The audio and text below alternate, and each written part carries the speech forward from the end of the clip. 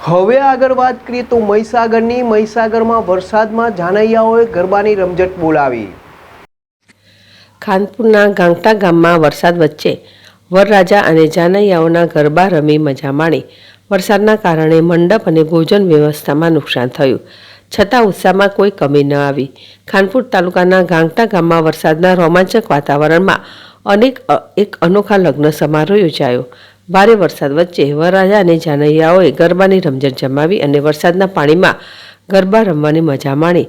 આ ઘટનાએ આખા ગામમાં ખુશીનો માહોલ સર્જ્યો હતો। જોકે વરસાદના કારણે લગ્નના મંડપ અને ભોજન વ્યવસ્થાને નોંધપાત્ર નુકસાન પહોંચ્યું હતું। મંડપનું સ્ટ્રક્ચર પાણીમાં ડૂબી જવાથી ખરાબ થયું અને ભોજનની વ્યવસ્થા પણ અસરગ્રસ્ત થઈ।